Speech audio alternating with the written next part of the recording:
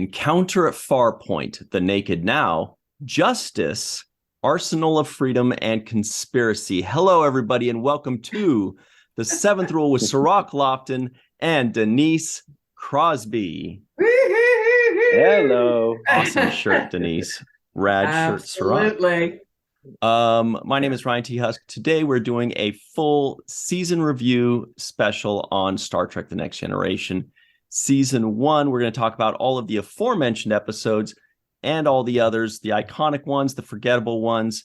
We're going to fly through them. How you guys doing? Oh, Great. so happy to see you guys. I've missed you. Ditto. Yeah, doing very great. much. It's so We good miss seeing you. too. We're gonna Love get you like 15 shirts if you keep making them look that good. Honestly, Oh, Yeah. doesn't she make I mean, our that shirts thing- look good? That pops on you. Okay, I love the cut, the taper in the middle. It's just very flattering on a woman's body. Really. This is like my favorite t-shirt. Love it. Looks Everybody at beautiful. home, you can get your pink Seventh Rule shirt or any color. There's like so many colors. You can get it at our spring store. It's the online store. You can click that link in the description box below. Go to the online spring store and get yourself a Seventh Rule shirt. Let's Ladies, move forward. they're great, a great fit. I'm telling you. Trust me. Oh, also, here's a very quick bit of news, everybody. If you love Denise Crosby, and who doesn't, and want to see more of Denise Crosby talking with me and Cirroc, well, go to Star Trek Las Vegas, because check this out. If you go to creationentertainment.com and you check out their Star Trek Las Vegas lineup, you'll see that there will be a panel with Cirroc, Denise, and myself. Oh my God. And it that's says, great. The Seventh Rule That's podcast sweet. presents Denise Crosby, Cirroc, Lofton, and Ryan T. Husk as they discuss their recent watching of the first year of The Next Generation and the first time that Denise and Cirroc have watched them.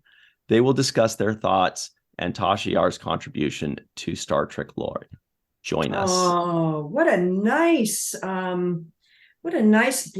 What a nice press release. Right at the top of the special events page. If you go to the special events page, it's got like the Rat Pack and then the Seventh Rule. So special thanks to Wow. Creation for that. And we'll see you all then. Looking forward to it. Please come. Mm-hmm. And then please go to Denise and Cirroc's tables and buy all of their stuff. Just buy everything on the first day so I can go down to the pool and party the rest of the time, the weekend I'm there. Just buy everything on our tables. So Cirroc and I can go, hang at the pool. Yeah. I thought Tasha Yar's contribution was to Star Trek's data, not Star Trek's lore. Yep. Very good. There was a lore thing in there. You got it. Wow. I had to use it. I had to use the data lore. You're good. It's a deep That cut. was- Deep cut. Yeah, that's inside trading right there. Yeah. So, by the way, Yeah. season 1 was sponsored by our good buddy Grandpa One, aka Tim Yeah. Baum. Let's fly through some of these right quick, starting with Encounter at Farpoint, episodes 1 and 2. That's where we're introduced to everybody. Mm-hmm. It was Okay. pretty yeah. cool. Kind of cool. Ish. Loved the hot wax blown on my face, avoided, at least I still have my eyesight. Loved Q. That's my favorite part of it all, was Q's presence, and Delancey just chewed it up and got it, just laid the groundwork. Mm-hmm. Yeah. I thought that we also saw some of the signature format things that they would end up using throughout the show, with this basically establishing shots with the ship exterior, kind of, starting out with that. That would be a template for the coming episodes. Also, the captain's log with Patrick Stewart's voice coming in and just setting the tone for the episode. I thought that's another kind of thing that stood out to me as being something that set precedent and was something they liked because they kept using it over and over again. Mm-hmm. And let's not forget the skorts.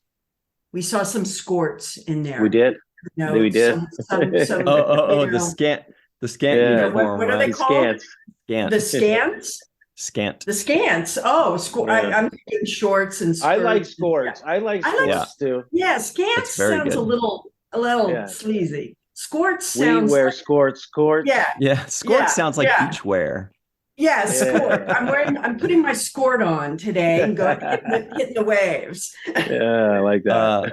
Well, if you like skorts and scant clothing, you loved Cirroc's favorite. But that's a little later. Actually, that's Justice. The Naked Now was next. The Naked Now with Speaking of scant clothing, wow. Well, I mean, that is monumental, this episode. Only in that, how many humans have you seen on television making it with an android and getting away with it? You know, in the 1980s, that was pretty about racist. To become reality now. But well, I mean, every girl has one, but you know what it wasn't out in the open. Oh yeah, this was a great episode. Definitely memorable. Like, you can't forget this episode. That outfit you had on, I think, is the highlight of the whole thing for me. That was it's rock hard abs. It is. You did it. God, man. And there's no CGI there. There's no body double. That's that's a lot of sit-ups and Jane Fonda aerobics going into that. I worked hard for the money for that one. Yeah. Oh, you rocked that outfit. I think it's literally the highlight of season 1. Love the jokes in this one, the fully functional jokes, This was a great episode. There once was a young lady from Venus. I mean, this had memories that you always kind of remember. So this is one of my favorite look backs on this season. Another thing you always remember is the next one, Code of Honor. Boy, that one was definitely a thing. Follow up, what a to Naked Now. That's when the brakes, like, we skidded to a halt, and went, what are you doing? What are you thinking? I just, I was so fresh into the game at that point that I didn't have much leverage to even, stop the game and just go, guys, what's going on here? But even then, as a young actor in my first series ever, I was aware that this is dangerous territory, and I'm not sure what where you're headed here. What's your intention in this episode? So it's a troubling, fraught episode. Yet I remain adamant that it stays in the track of what we did as we did it. As we know, people are trying to put disclaimers, and try to edit it out. But no, it absolutely needs to be seen for what it is, to reflect 1986. Mm-hmm. Yeah, I think you said it best. We read into all the details and the things that were creepy about it. But definitely it shows that Tasha Yar was a central focal point of the early season. She was, season 1. They really wanted to start with a lot of Tasha being the center of the storyline. Unfortunately, it was at least in these couple of cases now, it was it was very narrow-minded and very sexualized instead of being dynamic and character driven. So yes, that's the Naked Now. Right. I mean, what else was exactly, but a perfect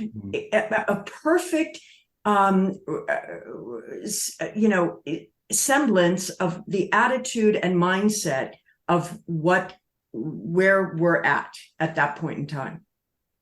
Next, we had The Last Outpost. Our good buddy Armin Shimmerman continued his apology tour for that episode. Joined us on that one. We talked all about the Ferengi introduction. That was a great time. Yeah. I don't know. Armin has done a great job of making up for the first appearance of the Ferengi. I think Superstar. we're judging. He really shouldn't.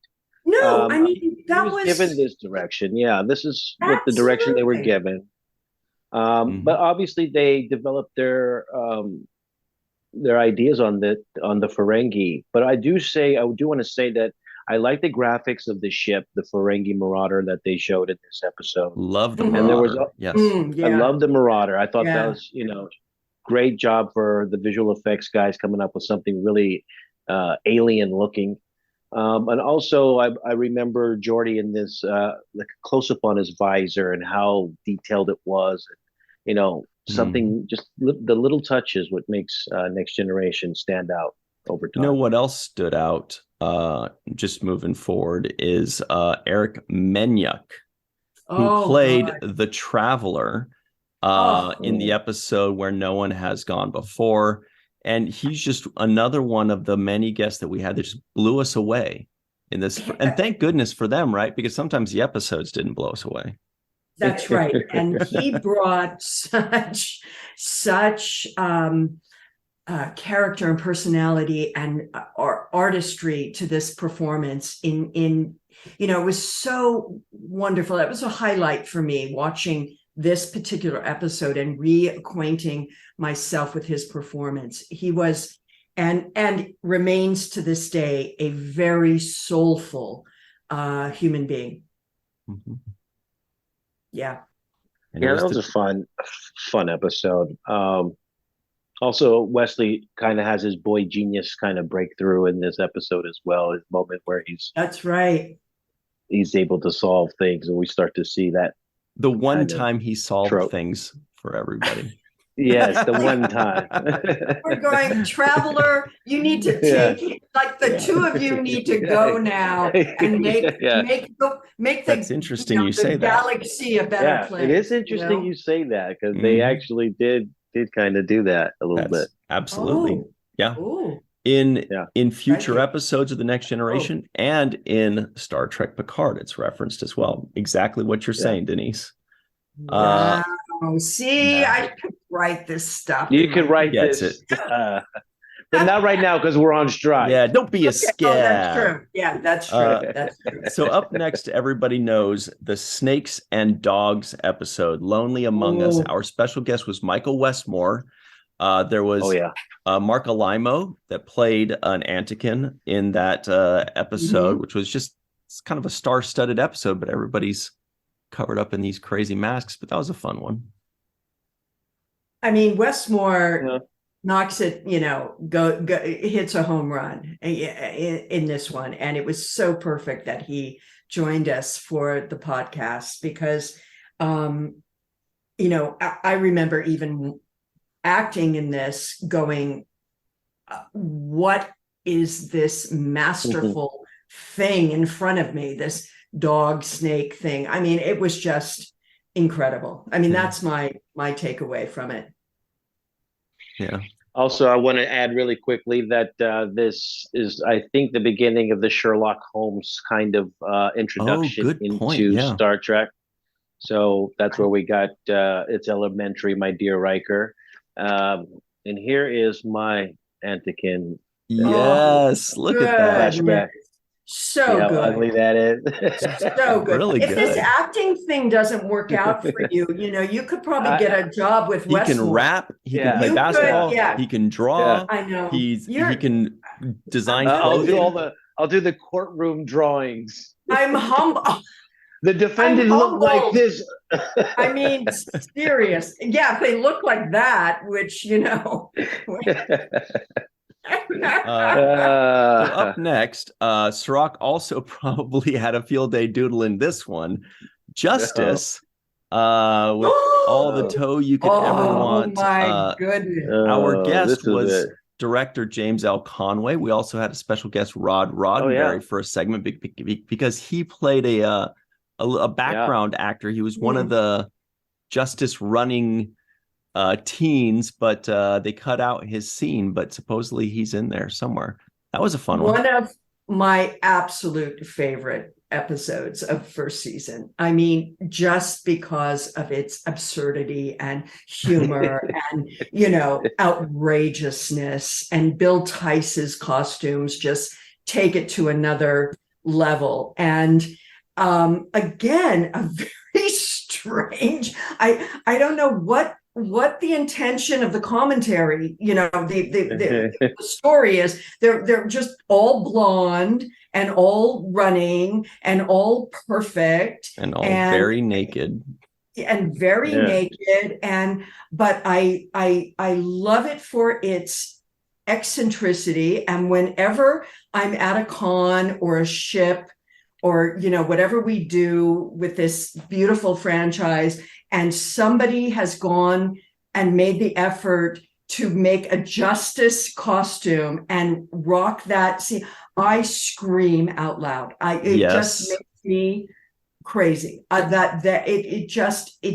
We're in on something there. I don't know what we're in on, but we're in on it. We're all together in on this weirdness. Yeah. The next one was, that one, honestly, that's probably the most iconic and memorable one for me was Justice, just because it's so freaking hilarious. Sorry, Cirroc, were you about to say something? Did I cut you off? Yeah, I was just going to say, I'm surprised they got Riker off of that planet. Then they got Riker off of that planet. Let's just pause here. No, he got off. He didn't get off the planet. Not immediately. We're starting to lay the groundwork. They're starting to lay the groundwork for Riker's, sort of escapades. Yeah, his sexual appetite. That they're setting him up. That we see that you and I, the three of us have scratched our heads through this season, going, wait, is he what level of integrity are we supposed to, accept this guy? He's loving up Troy, but he's doing everything else, so we don't know what this is. It's definitely he loved Justice, though. I know that for a fact. Yeah. He's like, cool planet. Even Worf was like, maybe I'll stick around. Planet. Even all right. Tasha was having a cocktail with some she's allowed guy over there. Having a cocktail. You don't see Tasha having a cocktail very often. At least it was by your own choice this time. So the next one was what is this? Episode 8, the battle, or episode 9, the battle. When a group of Ferengi present Captain Picard with the derelict remains of his old starship, he begins to lose himself in the past. This was the one with kind of like he's seeing the hazy crew people and he's back on his ship. The Stargazer. Thank you. The Stargazer. Yeah. Which was also referenced many times throughout the Next Generation, as well as Star Trek Picard. It's his first captaincy. Not a lot there. Yeah. Though. I think this is the first introduction of the Picard maneuver. I think that's the first time we actually hear it mentioned. The Picard maneuver, but this episode was kind of bland. not much. Yeah, not much to it. Not much to it. No, it was in and out. Kind of like John Delancey playing Q. The next episode is Hyde and Q. If you remember, this is the one with like those pig monsters. It says Q returns to the Enterprise, testing Commander Riker by giving him the power of the Q. This was very kind of a herky-jerky episode, if I remember correctly. Had those pig monsters. And he's changing into all kinds of, and testing Riker. Like World War II, and, he's all kinds of things. Yeah. Civil War stuff. Is this the episode where he told Wesley, like, I could do something for you, or where he told It was Riker that he was testing, but then he was going from person to person, and he was like, oh, and that's what it was. He made Wes an adult, and then he gave Geordi his vision. Yeah, right. That's the episode. Right. Okay. Yeah, so he was just exerting his Q-ness, in that one. Yeah. Okay. So, yeah, not too much to say about that, I think. But next was Haven. If you remember this one, it says tensions mount as Counselor Troy's arranged marriage and her mother takes a liking for Captain Picard. Meanwhile, a plague ship threatens the planet where they are meeting. But of course, this is where we meet Deanna Troy's mom, Loxana Troy, played by Majel Roddenberry. Troy's making out with that dude. Riker's like, hey, I'm the only one that could make out with other people, not you. Yeah, really, really, I loved seeing Majel and her assistant, that Mr. wonderful Carl, Mr. Holm. I forget his name, Carl, who is just a standout actor who has appeared in so many things. I think he played Lurch, if I'm not mistaken. You are correct. Yeah. Yes. That was fun to have them on set and really kind of magical in their portrayal of those characters. Carl Stryken. Yeah, Carl Stryken, fabulous actor.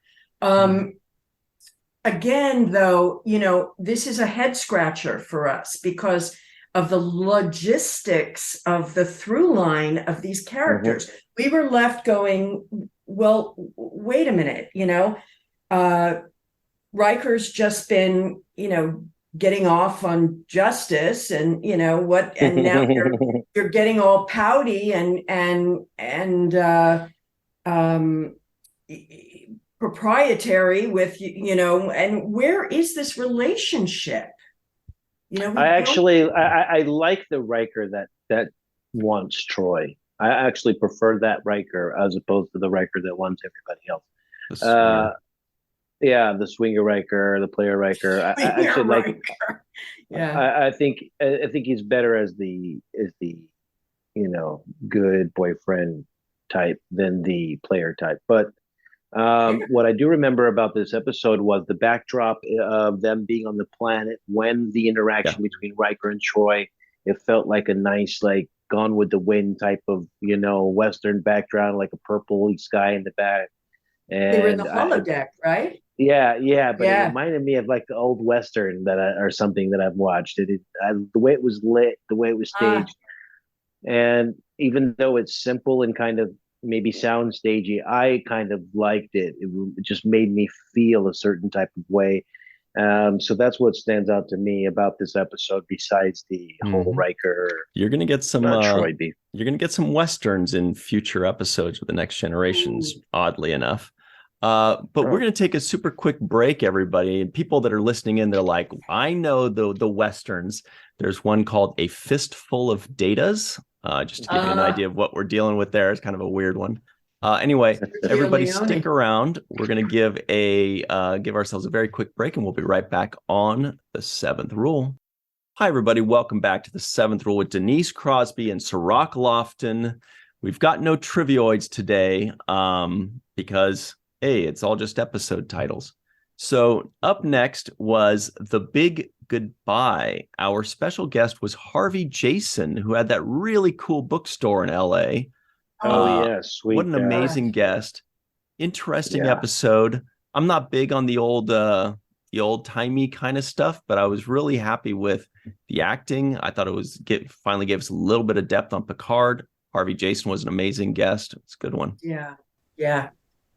I mean, that's my takeaway as well, is just, getting to meet him and see him and talk to him and, just what a beautiful soul and beautiful man. Yeah. He actually overshadowed the episode just because he's such a great guy that thank goodness. I walk away with more of a good feeling about our conversation than I can remember the episode, but I do remember it was some kind of private detective stuff and all of that. The episode was written by Tracy Torme, which was the son of Mel Torme. So I thought that was a cool little nugget. And Tracy Torme's all over this first season. Really cool. Next was what Cirroc was referring to early on, Data Lore. The episode was entitled Data Lore. We finally get to meet Data's brother. And then that one meme was born where Data's like, it means this, and Lore's like, it means this. And remember, we saw all of the memes and how Lore turns everything naughty. Yeah, I go away with, I come away with this episode just being really reflective on Brent Spiner's performance. He was really subtly able to delineate between these two, and again, it's early on. He's not played this. He's not lived with this character, this android, this Data, thing that he's creating very long, but he was able to really show his skills as an actor, as an artist. Yes, I agree. I think that's the big standout for me is Data playing two Datas, and one and each of them having a different personality that's recognizably different when you watch it. So I think that's just a testament to how good he is as an actor, and that's what carried this episode for me, which we get a lot more of Lore. This is also the beginning of Lore's lore. So it's pretty interesting as well. Yeah. True. So up next I was just doing a quick Google on Data and Data, because I know one of them is theoretically is like the singular thing, and I think Data is like a singular piece of data, and Data, the pronunciation Data, is like a bunch of numbers or a bunch of words or a bunch of data points or whatever. I don't know. Maybe I got it backwards. So anyway, moving on to and more on that in season 2, how to pronounce Data properly. That's a real thing. Next was Angel 1. Darren Doctorman of the Inglorious Trexperts calls it Angeloni. Our guest was the wonderful human Leonard Crowfoot. Who God. just we're like, how are we supposed to finish a podcast after this? Oh, right? my He was God. amazing. Yeah. That was so special to see him and know him and talk to him. He was and again, I had no idea. These guest stars come on to the show and they do an episode, and they're certainly not flaunting their experience or their history, and to learn what he his background and the depth of his background, his dancing, his Broadway was just such joy for me. It's moving. Yeah, I also remember this is where Riker decides that he can solve the problem with his special equipment. Yeah, again, and we got to see a little Riker nipple. Yeah. What a treat! Yeah. What I'm talking about. I'll figure it out. Yeah, I'll just stay behind and work on this. I'll work on this. Yeah, I'll smooth this over.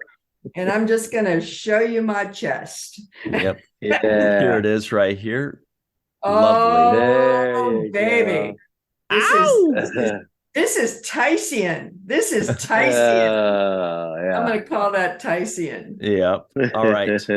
So up next was a little less exciting than that. The episode was called 11001001. This was with the binars that would kind of rattle around each other, but were very obviously planning something nefarious, the way they were like super suspicious and weren't even trying to hide the fact that they were whispering amongst themselves. Right. So this was in watching this, I came away, especially in our roundtable discussion, just how kind of progressive, this was in terms of addressing binary, non-binary issues and gender conformity, and sort of just talking about this to begin with. I mean, this was decades before, we're talking about it now. And really, really very progressive, this opening episode. up that conversation. Yeah. I mean, who even knew this was a conversation to have? I mean, to be honest, I certainly didn't. And so in watching this now, you see it in a whole different, it refracts in a whole different light. And that was always interesting to me in doing this with you guys, that, we would go down this path in the 80s and just go, really? They were wow. Okay. Interesting. Yeah. Yeah. Yeah, those guys were really funny in their little outfits and doing the little beep, beep, up, beep, beep. One of my favorite things from this episode, believe it or not, is a reflection on our the people that are part of the seventh rule. And this is Carrie Schwen. She decided to do a binary version of one of her her poem. What is it? Right. Her limerick. Her limericks. Yeah. Yeah, that was hilarious. And that was one of the funniest things ever. So that's what I remember the most from this episode. Yeah. Well, at least you remember that, because I was just going to bring up next was Too Short a Season. I actually had to look this one up because I didn't remember it. I can't remember this one at all. It says an elderly Starfleet admiral hides a deadly secret as he leads the Enterprise D in a hostage rescue mission. This was the one where the guy is old and then he gets progressively younger and younger and younger as time goes on. And then he ends up like dying as like a young adult. And I think Cirroc made the interesting point of it would have been even crazier if he went down into childhood, because then it's suddenly it's a very different kind of story. But that was one an episode. Why was that even a thing? I mean, like what were they trying to say there about what at all costs what we'll go for to obtain, longevity or youth? Which I actually thought it was like a greed thing, because he was married, and remember his wife was not getting younger, and he took her dosage. So he took both of them, and she was like, well, why didn't you give me some? And he's like, well, I took yours. Like, which caused him to have a violent reaction. Yeah, he took too much. Mm-hmm. But it's like it's sort of a commentary on what lengths will go to remain young. Mm-hmm. Which, every day we live in LA. I mean, there's people are taking see it every day. medications that they shouldn't be taking to, lose weight, or shooting crap in their face, to remain young. I mean, we're in it. We're in it. What would really sell is something that if you could take something or do something that would make everybody else older except for you, then you're not doing anything to yourself, but you're automatically the youngest looking. Sweet of you. That's actually lovely. That's such a humanitarian notion. And speaking of getting young, the next one was When the Bow Breaks. Do you remember this one? This was when Wes was finally a hero, but amongst children, where it kind of really worked for us. And there were a lot of there were some Westmore kids and some Wheaton kids, some siblings that were in this one. That was kind of a fun one. Yeah. Well, we liked it. We loved seeing Wesley with his, with children, with kids. and how strong he was, how passionate he was, and how right it seemed, that he was always skewered for him because he was thrown into these adult environments that were awkward for him because he knew more than any of the adults in the room, so it was like, Always. Jesus, here he was with kids, and he was such a leader, such a great leader with this group. Mm-hmm. Yeah, the other thing I take a bit from this episode is I remember those alien race of people wanted to mold the kids into what they thought was going to be their best talent. And when you force that on people, and you're like, well, you're going to be a great whatever, chef or this or that, and it's not what they naturally derive in their own course of life, then you're going to find resistance. And you found some of the kids were like, yeah, I like music, but I don't want to do music. I don't like it that much.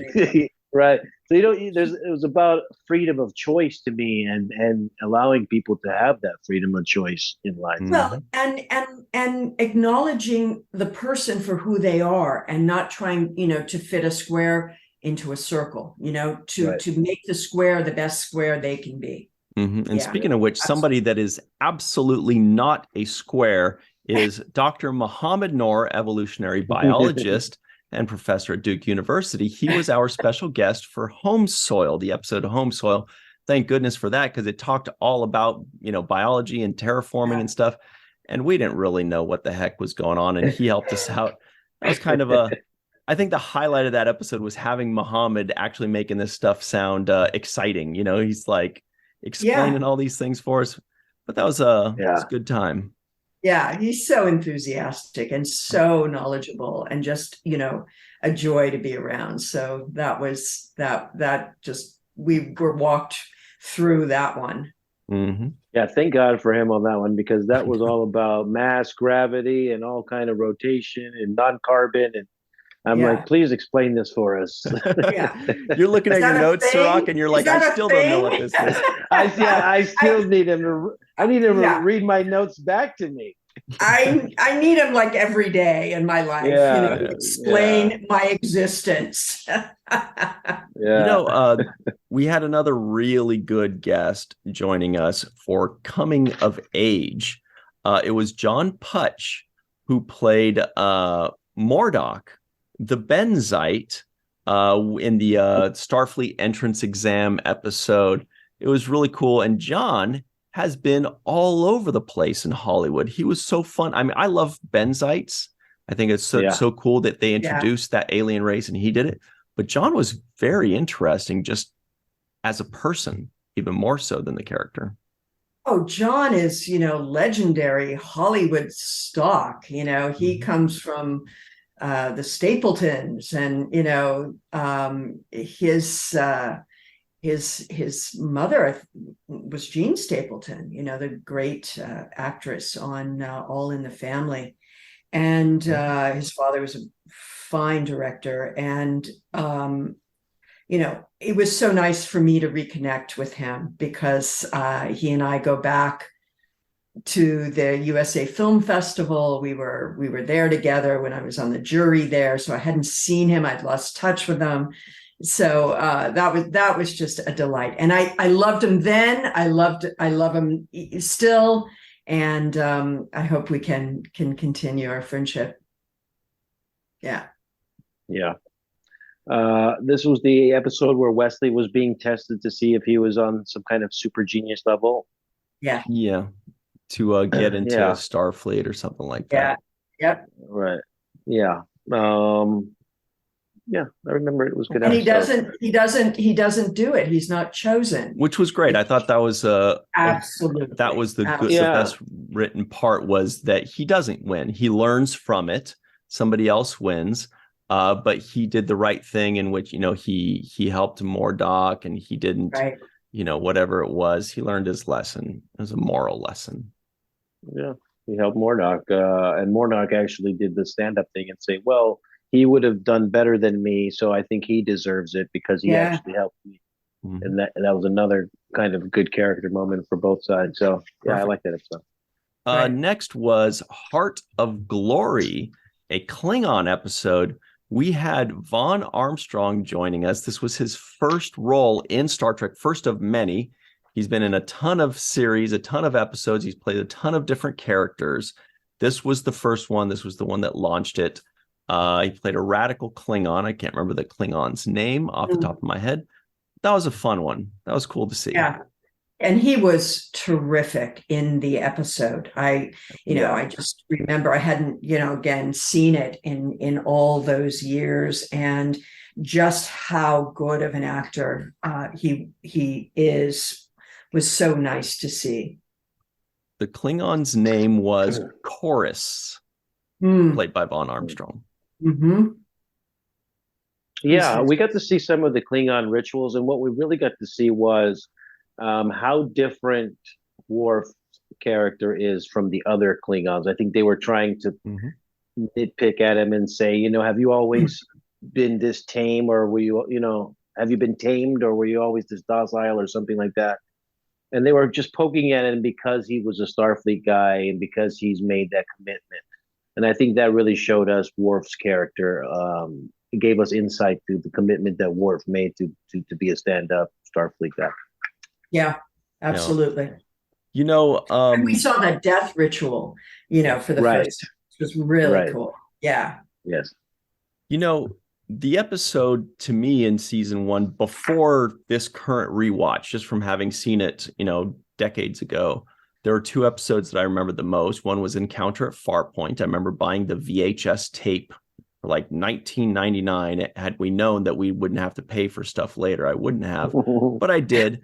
And then the other super memorable one was Arsenal of Freedom. And that's this one that we're on right now. I just feel like I saw it the most on TV, and it was just cool to see Tasha doing the things that she's good at, Data doing the things he's good at, Picard and Crusher doing, having their moments, Geordi on the battle bridge.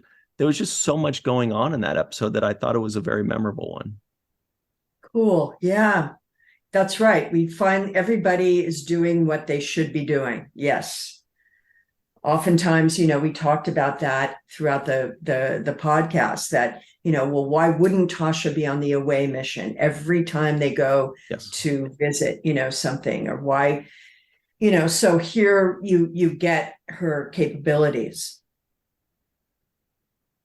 Yeah, this is where you had the theme of AI being addressed, because that computer that was fighting you guys were shooting at was learning and starting to get better, and every time it came back, it would be smarter, and it would take a different approach in order to beat it. Also, this was the scene with Dr. Crusher and Captain Picard, where she asked him to find some root, I think, to rub on her leg. I think she hurt herself. That's right. Right. So that was a nice, sensitive, soft scene between them. I enjoyed that a lot as well. So up next was Symbiosis. This is a tough one to remember based on just the title, but if you remember, this is the one. Actually, I'll tell you, after the Enterprise D rescues a freighter crew and the ship's important cargo, Captain Picard faces a difficult dilemma: uphold the Prime Directive or save an entire civilization from exploitation. That's the key word. It's not symbiosis, it's exploitation. They had these people addicted to this drug that initially helped them, but then they just basically were a planet of drug dealers. Yes, and corrupted, and it was really wonderful for me, but I thought the 2 guest actors were just tremendous. Richard Hurd, that played the addicted ones. They were, I think, really struck a balance in their portrayal of need and want and addiction. And it was, it's a good story, one that they, what Star Trek can really kind of hit about exploitation and addiction, and how that is the symbiotic relationship, and they can come at it in this way. 100%. And this is also an episode where we saw Picard make a difficult decision, because at the end he allows the drugs to get there, but it'll be the last time it gets there. So it's almost like this is your last fix, and then after that you're gonna have to figure out your way on your own. So there was that decision. He made a very kind of matter of fact, kind of on the nose, which I would say is a fair decision. Like, he tried to use the Prime Directive as his guiding force. Right. Only thing in this episode, I remember they had those electrical hands that they were shocking each other with, and they never really got more into that. It was like, like the guy's got electrical hand powers. That's a big thing. That's a big deal. That's kind of a big deal. Yeah, that's true. Exactly. But then they just kind of sloughed it off like, well, what? Yeah, but who can't do that in the wintertime with the dry air, Exactly. And of course, speaking of hands, it's my famous wave. Yes, that's right. We have to talk about the Denise Crosby, Tasha Yar. Bye-bye. Yes. That's the classic. But what was a big deal was the next episode, Skin of Evil. Evil. Everybody knows this is the episode in which Armis kills Tasha Yar. Tasha gets blasted and flies super far. She has this weird thing on her face. Eve England made that thing out of a cookie. Yeah. But it's definitely a memorable one. Yeah, it's an odd one. Because it's so anticlimactic in certain ways. The monologue I give in my hologram addressing everyone is very well written and beautifully written by Hannah Shearer. Hannah Louise Shearer. Shearer, who I met. You guys, I'm just going to throw that in on the picket line at Paramount a couple weeks ago. Hadn't seen her since then. So it's. In hindsight, though, many people over the years have said how that was just, come on, what was that about? We would have liked to have seen this ferocious battle or this dramatic conclusion to this woman's life. Or sacrificing herself to save something like that. Yeah. Exactly. And, Gene Roddenberry's intention was that it was so unprovoked, that it would be so evil. It would just be, why would you kill this woman? She did nothing. But it didn't really pan out, I don't think. Mm-hmm. Yeah, I just feel like her character has survived so much, and she's so tough, and she's been through all of this stuff, and rape gangs and this and that, and then at least let her go out fighting harder, making that sacrifice for the team, dying on your feet, basically in a full fight. I think that would have been better to me.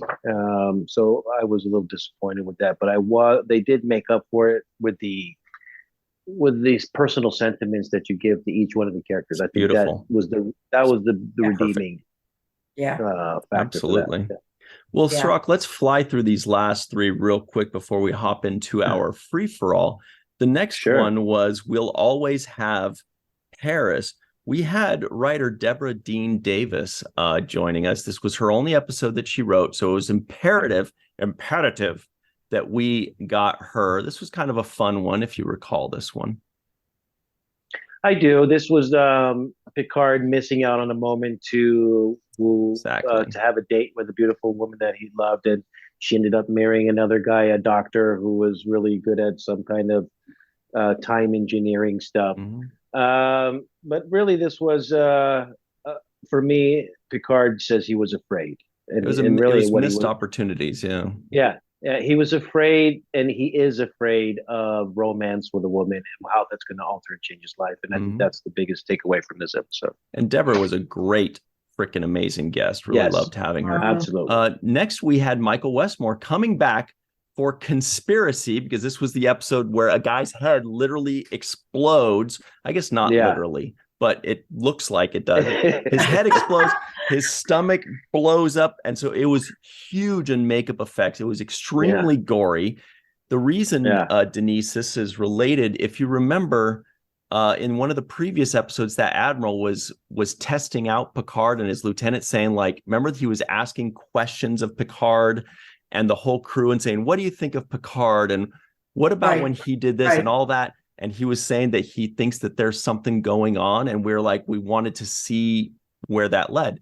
Conspiracy is where that led. It was like a second part, a two-parter with a bunch of parts in between. Connecting. Exactly. Yeah. So we found out what that was. It was like they dropped that scene. There were people that were, infiltrating Starfleet. Okay, got it. Mm-hmm. So that was this had the bowl of bugs scene, eating the bug scene, which I thought was disgusting. Yeah, that's what Denise, you really from this episode. You're lucky you missed this one. There was all kinds of madness. No, ew. Yeah, so this was actually a horror. This was a Star Trek horror episode, essentially. Conspiracy. Okay, that's look. Oh my God. This guy's head actually explodes. No, sir. It's right after you left. And then right here they're eating maggots and grubs. They're eating maggots and bugs. Yeah, it's a horror episode. Oh my God. What in God's name? That little alien thing comes out of his stomach, and it looks like the that's pretty crazy. No, pretty wild. No. So can you imagine the little kids watching Star Trek, on their first their favorite character dies, and then right after that they're like, there's and it was the same two people, the same two actors from that previous episode were in this one. The admiral really cool. And that creepy guy who was really and he's the guy that explodes. The creepy guy. It's insane. It's bedlam. So that's hysterical. It's unbelievable. I believe Eve England is on record saying it's my favorite episode of the year. No, she did not. No, she did. She said she will repeat it today, I'm sure. Oh my God. The last I'm one going to hold her accountable. Was The Neutral Zone. Director James L. Conway joined us for that one. Pretty fun, pretty cool. Any thoughts on that, Cirroc, before we go? Not the best ending to a first season, like a season finale. Left a lot more room for improvement. Yep. What's curious to me is why didn't they end the season with Tasha? Tasha's death. Yeah, exactly. Yeah. That would have been better because you would have ended the first season. This last episode introduces the Romulans for the first time, so you get to see them, but there was no confrontation. It's very little interaction with the Romulans. And it was Mark Alimo again. Mark Alimo played this bad Romulan. He was amazing. Yeah, but he was amazing. It was such a natural conclusion. It's such a natural conclusion to the first. You kill one of your main characters. Absolutely. On the end of the first season. Absolutely. All right, well, we've got to go to the free-for-all, everybody. We've got a lot more to talk about. We're going to talk about our favorite episodes and favorite moments, but very quickly, special thanks to Homer Frizzell, Dr. Anne-Marie Segal, Eve England out in Wales, Yvette Blackmon-Tom, TJ Jackson-Bey, Bill Victor Arucan, Titus Mohler, Darlena Marie, Dr. Mohamed, Noor, Tierney C. Dieckmann, Anna Post, Anil O. Polat, Joe Balsarotti, Mike Gu, Dequeue, Neal Saka. Our good pal Justine Norton-Kertson, Dr. Stephanie Baker, Carrie Schwent, Faith Howell, Edward Foltz, live from Tokyo, the Matt Boardman, Chris McGee, Justin Weir, Jake Barrett, Jane Jorgensen, Henry Unger, Allison Leach-Heid, Julie Manasfi, and Nikki T, and of course, Dr. Susan V. Gruner and Jason Okun. All right, everybody, stick around. We've got the free-for-all. We'll be right back on the 7th Rule. Hi, everybody. Welcome back to the Seventh Rule. This is this Next Generation Season 1 review special free-for-all. Melissa Longo is here. Hi. Of course, we've got Jason Okun. Harry Schwent Too much is also enthusiasm here. there. Too much enthusiasm. Okay? Eve Take it down a England notch. is out in Wales. That is a radical color.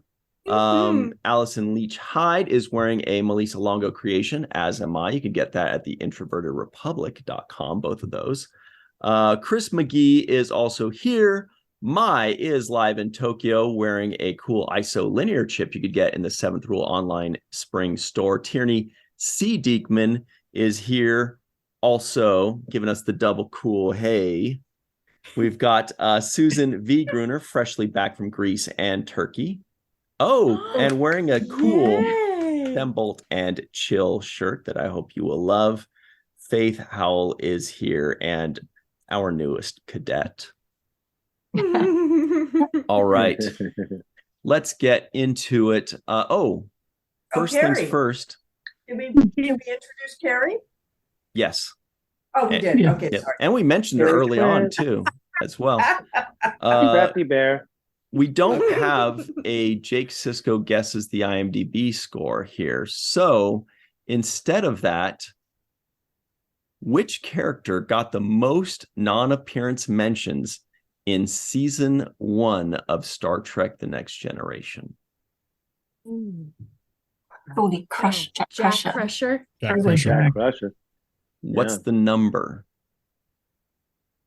6. 5. 4. Let's keep going down. It is 5. Jack Crusher dominated with 5. Second place is a 10-way tie with 1. So he definitely dominated. All right. Well, Melissa Longo, please get us started. What was your favorite episode of season 1 and or favorite moment? Oh man, favorite moment. How could you boil down one favorite moment? and I don't have just one favorite episode. I have 3 that hit the top for me. Favorite moment. The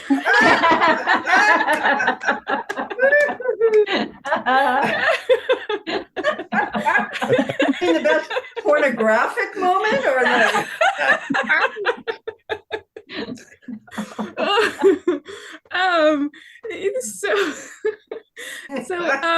conspiracy is one of them.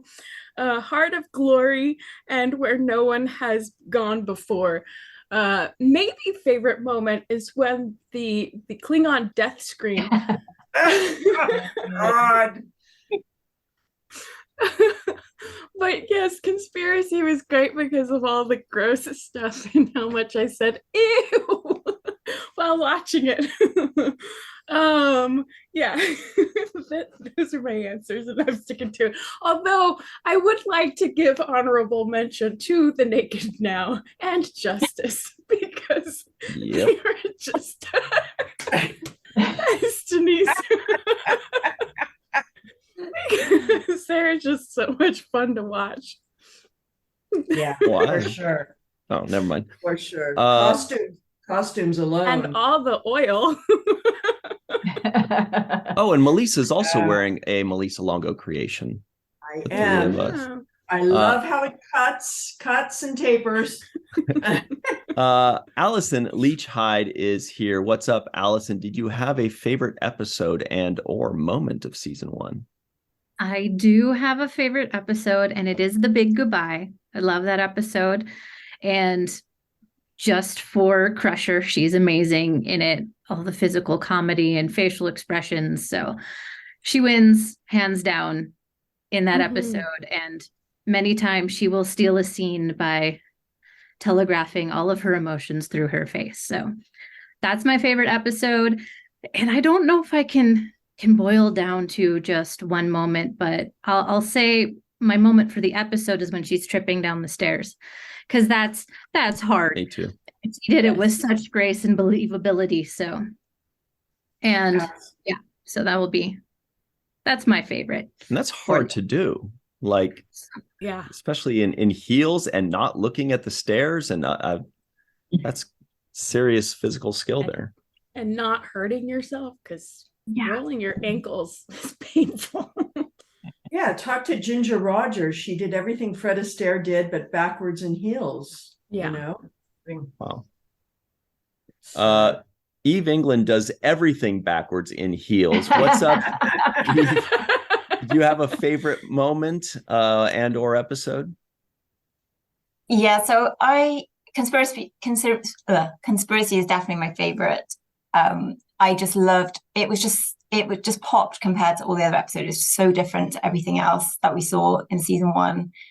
And I loved the darkness of it. I loved how, you had all the intrigue and you had the amazing music in it and all the different lighting, etc. So I just loved how the change of tone came about in that episode. But I also, similar to what Melissa said, I really enjoyed Where No Man Has Gone Before, or No One Has Gone Before as well. I just thought that was just a classic sci-fi story, and that was just a beautiful episode. In terms of a moment, I don't really have a specific moment, but I think, and this just basically harks back to everything I said pretty much every week, was the music to me almost merits, it's almost like its own character. I just felt that without the music of this show, I just think it would have felt emotionally, I don't know, dead. It just had so much, it just brought the whole story in each episode to life. So I love the kind of orchestration and all of the synth that you had. So to me, it just brought so much more depth to the whole season. So for me, that's what really saved season 1 for me. And just absolutely love the music. So everybody at home, Eve England has never seen The Next Generation. This is her first time. So you know that she is in for a treat. If conspiracy is her favorite, it gets super gory in subsequent episodes, like non-stop gore. You're going to love it. Carrie Schwent is here. What's up? The aforementioned. How are you today? What are your thoughts? Favorite moment and or episode? I'm good. I've got a tie for kind of a serious favorite, and then I have my guilty pleasure favorite, and then I have my favorite uniform, the Scant, and I have my limerick that was challenged to me to create at the beginning of the season. I think it was in a roundtable. I do not remember who challenged me. They can get back to me if they remember doing it. But tied for serious favorites are Haven and the Big Goodbye. I adore Waxana Troy. She is just larger than life and is hysterical in every episode she's in. The Big Goodbye, I love just the whole period costumes of the 40s. I love stuff like that. Not so much about the noir, but I love like the costumes of it. I love Picard in it. My guilty pleasure favorite, and Denise, it's The Naked Now. I love that episode so much. Data especially in it, especially once he's like drunk and then him leaning and then falling over. Absolutely my favorite moment of probably the entire first season. And I lost my train of thought for a second there, but favorite character is of course Q, my little tiny Q. Not so much Hyde and Q, but I do like Q himself. His episodes get better later. But to finish off my ode to the Scant. This season we were treated to the Scant, a uniform with a skirt instead of some pants. It features short sleeves and boasts a look at the knees. Men can wear it too, and no one looks askance. Thank you.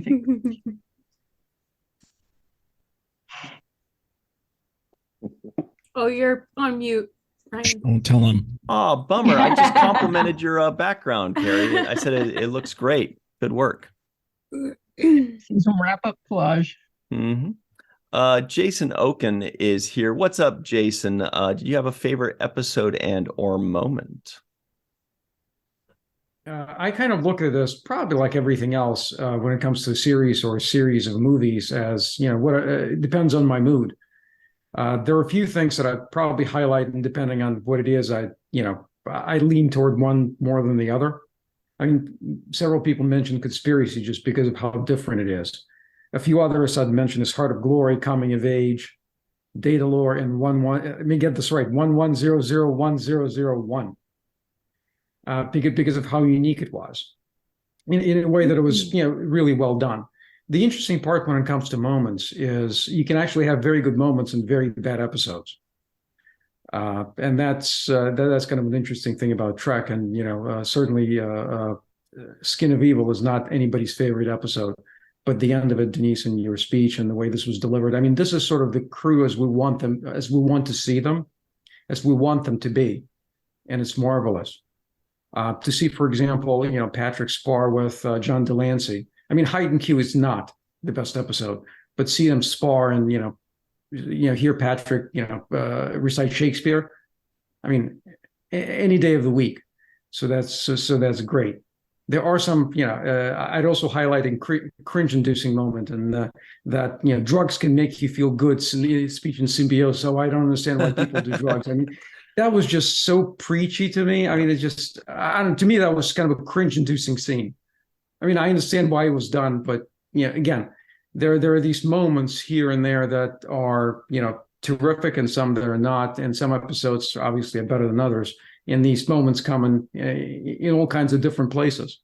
I mean, Symbiosis by itself is not a bad show, but it has one of the, at least in my mind, a little too after-school special type episode. In terms of drug use. I mean, you want to get the message, but you want to hit people over the head with it. So when it's a little too on the nose, it's, maybe a little bit too much. But overall, I think it's, I'd say, as I said, there are some favorite moments and there's some more or less favorite episodes. Excellent. Thank you very much.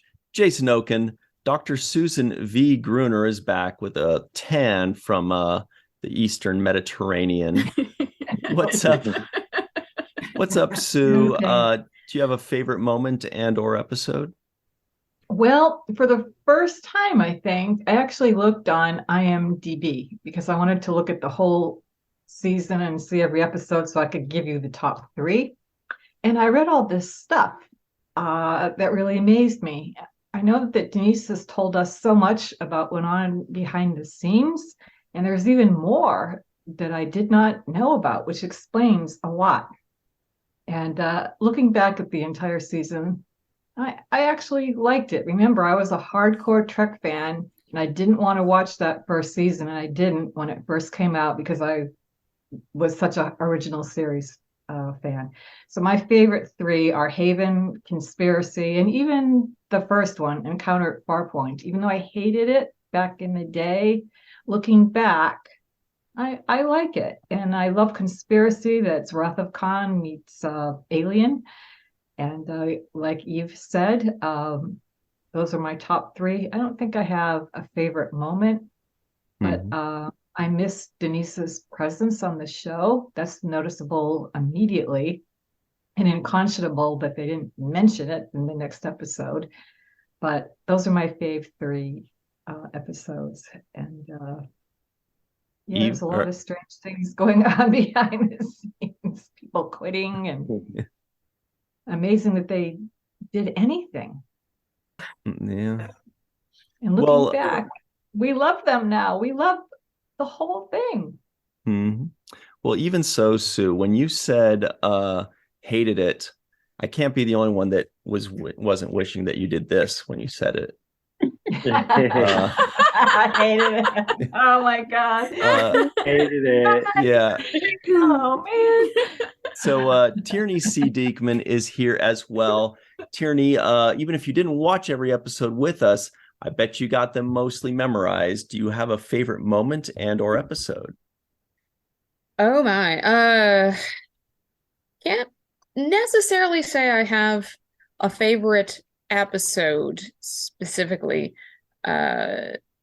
Jason put it very well. Of course, I can't remember his exact wording, but that essentially there are good moments in some bad episodes, and there are a lot of there's a lot of that going on in season 1, and I can boil it down to a favorite, I guess, a favorite moment, and I think even I can fist bump on that when we finally get to meet in person. It's just that damn Goran conspiracy. It hits you like a train when you haven't seen it in a while, and I think it's our first definitive introduction without reading too much into it of the horror trek episodes, and I just love it. I love me some hilarious gore. I don't know what that says about me, but I don't care. It's just great, and it's so over the top, especially with the tone of that episode being a little odd. It's slow in spots and quiet, and it gives you this kind of otherworldly surrealism when they go down to Starfleet headquarters. I think they're at one point, and there's no one around, and it's eerie, and then it just goes all out ridiculous. So that is a favorite moment just for how obscure it is. And as far as moments go, I will say for season 1, we get a lot of iconography as far as Star Trek goes, from the very beginning with Encounter at Farpoint and the court of Q, and all the way through with Code of Honor and on down. The outfits in Injustice, our first views of the Ferengi, hiding Q and those odd Boer soldiers, and it just keeps going. Beverly Crusher in that fabulous pink outfit on the holodeck, and oh god, Angel One, more outfits, and it again just keeps going. We get Minuet, and all of these things are happening just in season 1. And when Faith and I were talking on Mountain Voice, she made a great point that I'm sure we can all agree with. Trek series kind of take a couple of seasons to really find their niche. You got to keep watching to get it going, but there's a lot to unpack here. And unfortunately, we also lose a lot when we lose Denise. Mm-hmm. And I think that's my favorite thing about this, about season 1, and why no matter what, I always go back and I watch through season 1, is Tasha is such an important character. And like I had said in the notes from Skin of Evil that you, thankfully, I appreciate you reading them off, is that if she had had a normal run and a normal death, the deathbed and as expected, I think we would have had a very different show, potentially a very different Worf, even a very different Geordi or Troy as another strong female character. Who knows? I'm sure there's fan fiction and God knows what out there somewhere, but we didn't get that. She was just gone. So in essence, she's more heavy Star Trek iconography right in these first few episodes of season 1 of a brand new show. And we still grieve for her character and wonder what could have been. And Denise, we love you for it. We love you so much for it. So there's a lot here. There's a lot here to favorite without picking specific episodes in the shaky season of first season of a Star Trek series. But otherwise, it's worth it to get through, if only to get to what's to come. I'm so excited for Eve and Cirroc to keep going through this. Oh my god, you guys are gonna have so much fun. You will. Thanks very much, Tierney. Good stuff there. I think you have a matching mug to Cirroc's almost too. My is live in Tokyo. What's up, Mai? Do you have a favorite episode and or moment? I do have a favorite episode and a favorite moment. They're actually in the same one. The season overall, but Skin of Evil, which is arguably one of the cheesiest production things out there, had the best moment for me. It's Denise's character and the parting words gave my life such a boost that I hold the season because of that in a very special place in my heart. It gives me strength. It gives me peace. It gives me hope. That speech kicked my ass left, right, and center 35 years ago. Didn't know I was going to need it. Now that I have it, it keeps me going. I love that so much. That's hands down it for me. This show is it's not Voyager, Enterprise, DS9. We have to look at it differently. It's a reboot. We're looking at it. If we look at it from backwards at it, we're looking at it in the wrong direction, I think. I mean, on the face of it, we had a cast of giants. It should have provided a winning recipe, but the writers, well, I mean, the episodes where the stars were allowed to shine, they often did, hinting at the future brilliance that we were going to see. But where they weren't allowed to take it, where they didn't take advantage of all, of all of the strengths of the actors, the episodes maybe plummeted precipitously. But I think the key thing that seemed to be missing was the character development. But I have to say that, 2 decades later, after the original series, this wasn't the most creative way to modernize Star Trek, but the characters, the actors that brought those characters to life, I think it speaks very highly of the actors themselves for what they were able to do, even with those scripts. So I'm going to give it a 6.5 overall because of some high points, because of some low points. But this season, that one moment in Skin of Evil, hands down, forever and ever, my favorite moment. Oh, excellent. Beautiful. Chris McGee, what's up? Good to see you. Do you have a hands down favorite moment and or episode? Indeed, I do. In fact, I wrote down 5 of them because I guess I'm just an overachiever or something. But I will just mention the top 3. If you want to know what the other numbers 4 and 5 are, tune into Things Left Unsaid, maybe. So I'll go with because I didn't want to squeeze them all into my time here. So number 3, the 6th episode, Where No One Has Gone Before. Beautiful visuals, even by today's standards, even 35 years later. And if you're just looking at the original version, not the remastered, it still looks gorgeous. And of course, the great acting by both Stanley Kamel, who played Kaczynski, the villain you love to hate, and of course Patrick Stewart when he sees the vision of his mother. And that shows you why he was chosen for the role of Picard. Chris, can I just stop you and say how cool it is that you're doing in countdown, like in 3, 2, 1 order? That's always so exciting for me. There's another way to do it? No, that's the best. My number 2 episode is actually the 12th episode, The Big Goodbye. It's an excellent period piece, and of course, award winners all around. Won the Peabody Award. Bill Tice, is that how you pronounce his name? He won an Emmy for outstanding costume design. Edward Brown won an Emmy for outstanding cinematography. I mean, I agree with every single bit of that. Can't get any better than that, I tell you. Well, except for the number 1 on my list here, which is of course the 20th episode, Heart of Glory.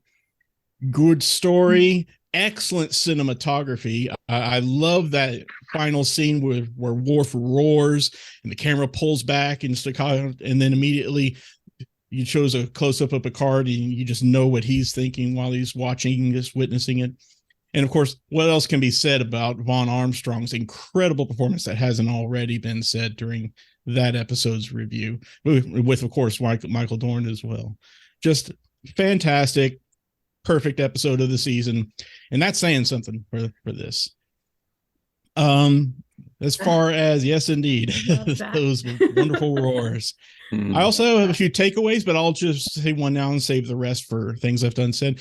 This season was quite unique in that it shows how willing they were to push the boundaries and subvert expectations. A death of a major character before the season was over. That was totally unexpected. Haven't really seen that much in any other show.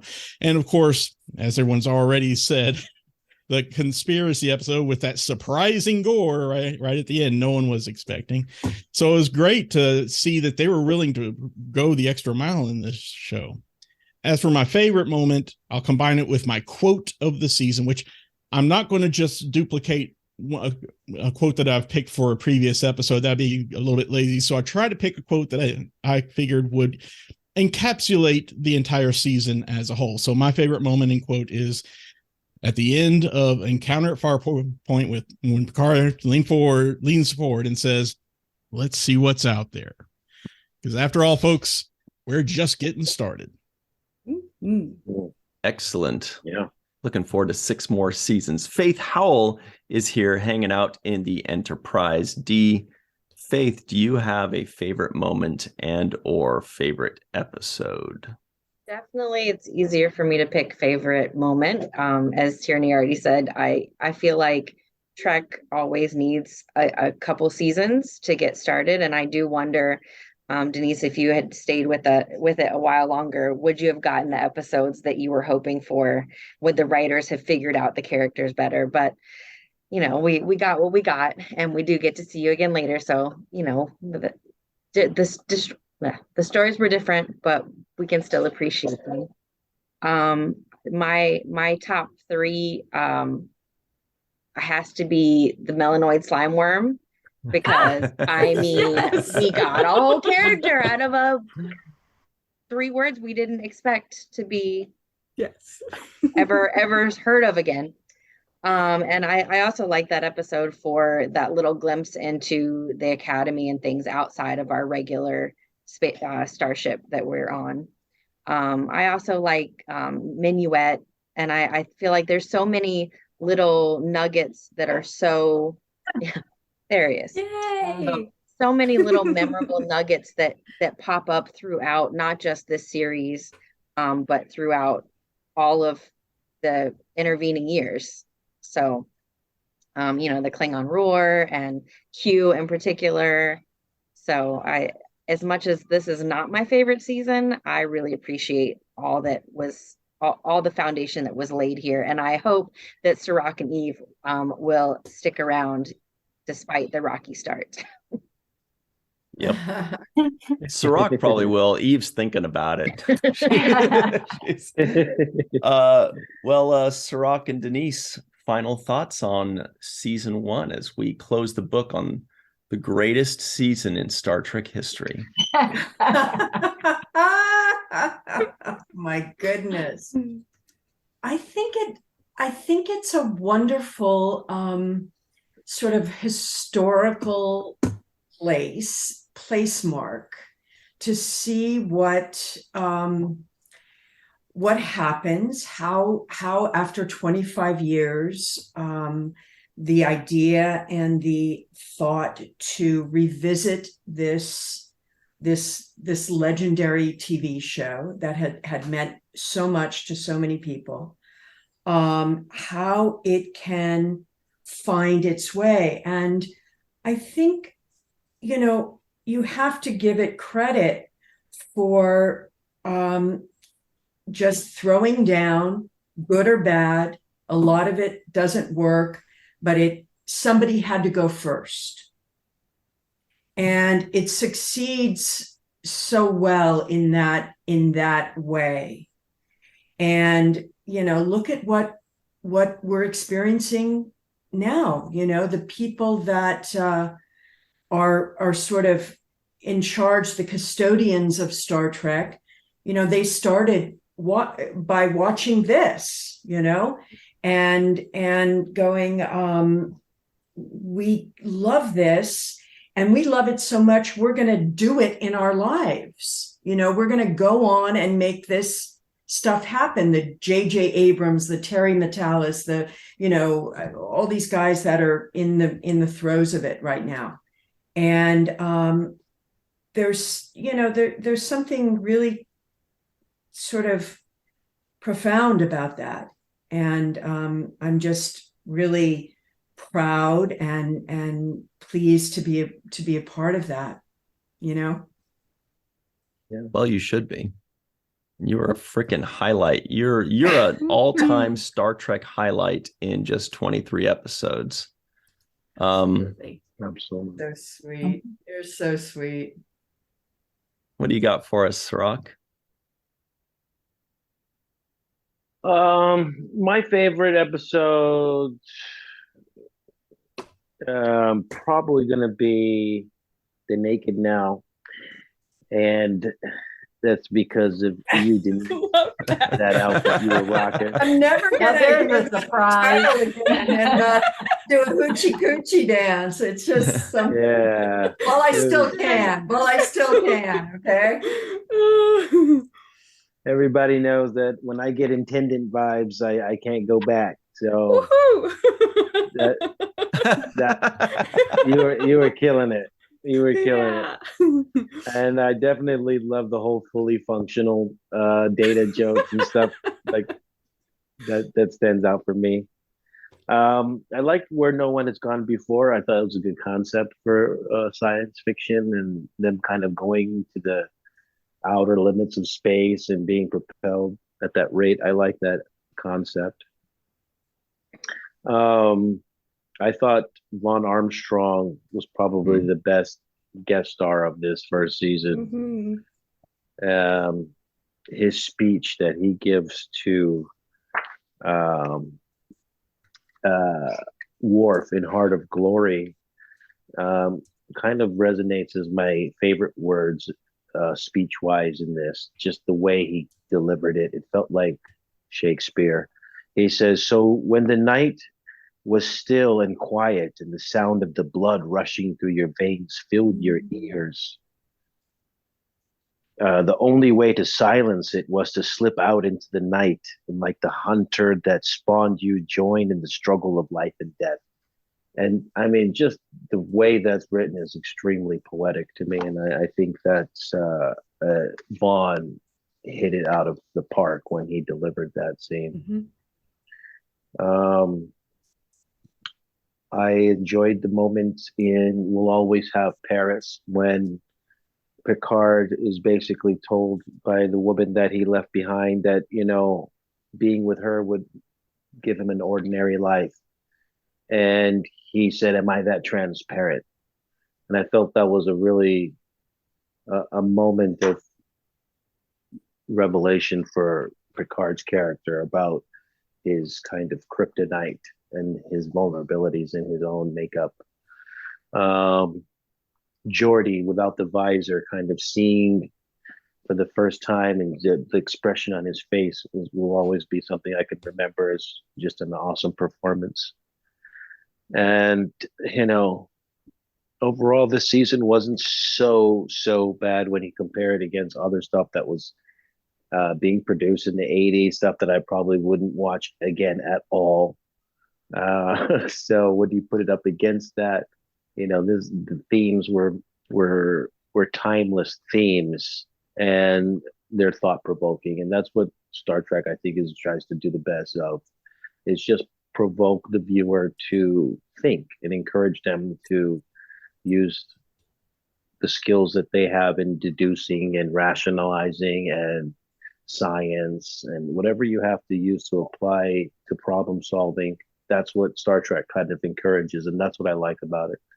And that's what I really take away from this first season. It is staying true to that. I have nitpicks about different things. I would do it differently. I would wish they did Worf's makeup better and this and that, and I can all go down the list. But ultimately, you know, they're creating a formula of television that is holding to a higher standard than just, you know, popcorn and mindlessness. This is something you can tune into as opposed to tune out. And I appreciate that about Star Trek. So that's one of my biggest takeaways. And Denise, just going on this journey with you in this first season has been an absolute pleasure. I have loved every moment of it. You have given us such great insight to just how you feel about things. And, you know, watching these episodes with you has just made it that much more special and given us all a boost to feel more connected to the next generation. So I thank you for that. Oh my God. The pleasure has been mine. I've said it so often, and it has been more than I anticipated. So fulfilling and rich and delightful and fun and funny. I mean, and again, things come to you when you least expect them. And I wasn't expecting this, and I wasn't expecting to rewatch any of these episodes anytime soon. So, but like I said, I have a deeper connection, a renewed connection with the show, with Star Trek, with Tasha Yar for sure. You've reminded me to, that I own her, Yep. Yes. Yeah. Mm-hmm. Yeah. Well, thank you, Denise. It's been amazing, not just watching you for 35 years as Tasha Yar, but obviously having you here, making everybody smile and really enriching all of our lives. And it's funny, when Cirroc was talking about looking back on this season, I was like, well, I feel like this season is so, everybody talks about how bad it is, but looking back on it, I look back with fondness now. Like, I think you probably have, Denise, the biggest reason for that I'm actually looking back on season 1 with fondness. Like, those were the good old days. Well, it is. We have a sort of perspective on it, for again, what it was there for. It opened the door. Somebody had to do it. And it really holds its own in a nostalgic, loving way. We can't, how badly can you fault it? Because its intentions are so good, and it makes mistakes like we all do. It is exactly what we need it to be. And it was really, you guys have reminded me of that. You've restored my faith in it in a way, which is nice, because again, I'm way over here, and this is something I did way over here. And yes, I'm reminded of it because of fans and conventions, and it's always on somewhere. But to really sit down and watch the episodes and talk about them with the two of you and all of us in the round table, it's a very, very different experience. I certainly didn't do that when 35 years ago, when they came on the air for the first time. I didn't sit around with anyone, and go, wow, okay, we were just right back to work. You didn't have the ability, the pause in your life, the distance. You were just right back to work. So it has been incredibly rewarding and deep and beautiful for me to do this with you guys. Really, and this was so much fun that everybody at home, remember, Star Trek Las Vegas, we will be up on stage talking about this. It's going to be a lot to Can't wait. That will be really fun. Mm-hmm. Sorry, Creation Entertainment's 57-year anniversary convention is what it's called, I think. Okay. Anyway, well, everybody, we have to run. 57, I think. Yeah. Mission log. Oh. Anyway, mission log will be there too. We love those guys. All right.